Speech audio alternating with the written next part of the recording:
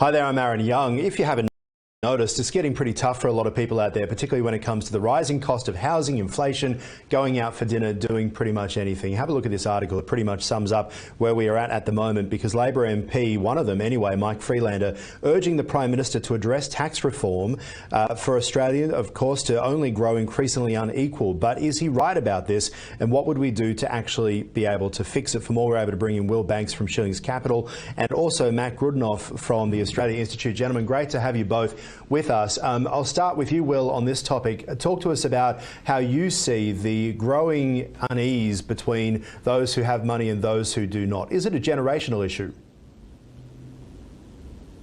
I think it's always been around. I think it's probably growing. I think the disparity between those that have and those that don't have, I think it is growing. It is not isolated. Australia, it happens across the UK, Europe. What I would say about Australia, and this is, in my opinion, why it's such a fantastic country, to actually the lower end of the scale in terms of the minimum cost of living, or the minimum basic type, I would say is much higher than other countries that I visited or lived in. But it certainly does exist. Yeah, it's interesting, Matt. I was speaking with a bunch of Kiwis last night who've moved over the past 3 to 5 months, and they say that actual rent costs in Australia is much lower than New Zealand. Are Australians just kind of too used to the good stuff, love a bit of a complaint, but not aware of how much the price of petrol is in other countries, how much the cost of living is in other countries as well?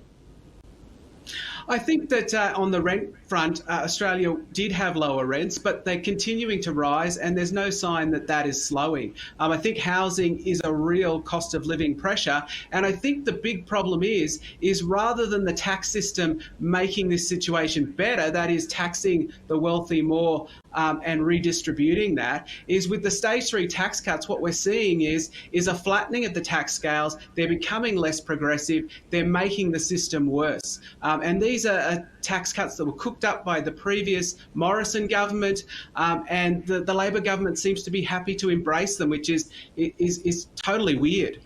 But at a time where you've got the economy seems to be in free fall, having said that, it's been pushed by the Reserve Bank to try and deal with inflation as well. Isn't it a way to try and help people? Obviously, there were calls for the new federal government to not pass those stage 3 tax cuts, to not keep them in place, but they decided to keep them there. Will, I'll get your thoughts on this. Is it just simply trying to assist people to have money during a time where, interest rates are rising? I think they are trying to assist to a certain extent, but at the end of they could probably go a bit further. I know that the Albanese government have ruled out these tax reforms, and that Mike Freelander has been trying to push for an increase in the tax-free threshold, and also he's trying to push for an increase in job seeker allowance, uses, etc.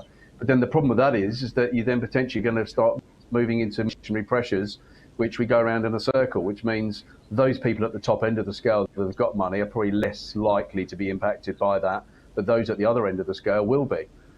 So it's a balance. It is a balancing act.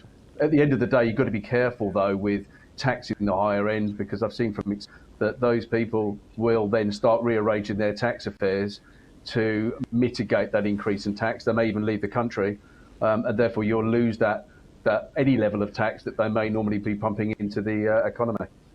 Yeah, it's also one that can make it pretty hard for entrepreneurs to even be bothered to do anything if you're just going to tax them. Matt, we're hearing some reports that 1 in 5, particularly young people, are actually having to hit up friends and family to help get by at the moment. Not at all surprising, because the RBA has been left with such a blunt instrument in dealing with rising inflation. Do you think that in hindsight we'll look back at governments around the world saying, why have they just left it to Fed Reserves and the Reserve Banks to be dealing with increasing interest rates when maybe there's other things that could have been done? What do you think could be done to try and help people through dealing with inflation while not pushing prices and rents sky high? Yeah, absolutely. I think that there's going to be a global discussion about this particular inflation spike. Interest rates are very good at dealing with inflation that's driven by demand. This is absolutely not that sort of inflation. This has been driven by supply. Interest rates have largely been ineffective at reducing this inflation. This inflation has come down because those supply side constraints have resolved themselves. We've seen that because it's falling all across the world at the same time. And really, the Reserve Bank doesn't have the instruments, and central banks across the world don't have the instruments in order to be able to fix this. And we need to have a discussion about whether or not we want to give central banks more tools, or whether or not we need to set up another body or another group and give them the tools to be able to tackle kind of supply side inflation.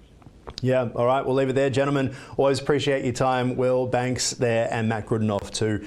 Gentlemen, thank you so much. That is a program for now. If you'd like to add any of your thoughts, you can do so.